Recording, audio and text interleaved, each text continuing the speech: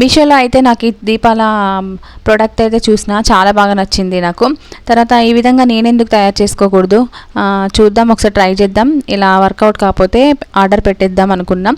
తర్వాత మనం ఇంట్లో పెళ్లి కార్డ్స్ ఉంటాయి కదా, పెళ్లి కార్డ్స్ మనకి పెళ్ళి అయిపోయిన తర్వాత పడేస్తూ ఉంటాం కదా. సో ఏంటంటే పెళ్లి కార్డ్స్తో అయితే మనం ఈ విధంగా తయారు చేసేసుకోవచ్చు.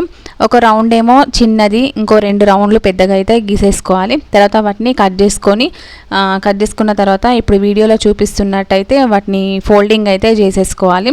వీటిని సీజర్తో అయితే మంచిగా నీట్గా కట్ చేసేసుకోవాలి. ఫస్ట్ ఆఫ్ ఆల్ ఇలా 3 కట్ చేసేసుకున్నా నేను, 2 పెద్దవి 1 చిన్నవి. తర్వాత ఇప్పుడు నేను వీడియోలో చూపిస్తున్నట్టయితే ఈ విధంగా అయితే ఫోల్డింగ్ అయితే చేసేసుకొని ఒక డిజైన్ అయితే గీసేసుకున్నా నేను. మీకు నచ్చిన డిజైన్ మీరు గీసేసుకోవచ్చు. నాకు వచ్చిన డిజైన్ అయితే నేను గీసేసాను. ఇలాగా గీసేసిన తర్వాత వాటిని 3 రౌండ్స్ కట్ చేసేసుకున్నాం కదా, ఆ 3 రౌండ్స్కి ఇదే డిజైన్ అయితే వేసుకొని మంచిగా నీట్గా కట్ చేసేసుకోవాలి. ఇటు షేప్ అవుట్ కాకుండా నీట్గా కట్ చేసేసుకుంటే మనకు అది నీట్గా కనబడుతుంది అన్నమాట.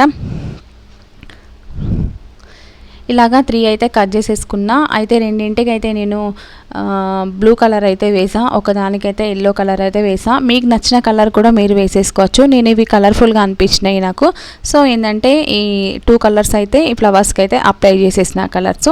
తర్వాత కొంచెం నాకు ఎందుకో అంత అనిపించలేదు, మిర్రర్స్ అంటించేద్దామని అయితే నా దగ్గర మిర్రర్స్ ఉండే, మిర్రర్స్ అయితే అంటించేసిన వీటికి అంటించిన తర్వాత ఒక మంచి లుక్ అయితే వచ్చేసింది. తర్వాత ఇలాగైతే దీపం అయితే తీసేసుకొని ఒకటి పెద్దది చిన్నది మీద పెట్టేసుకొని పెద్దవి 2 కింద పెట్టేసుకోవాలి. ఇలా పెట్టేసుకున్న తర్వాత అందమైన దీపాంతరం అనేది రెడీ అయిపోతుంది.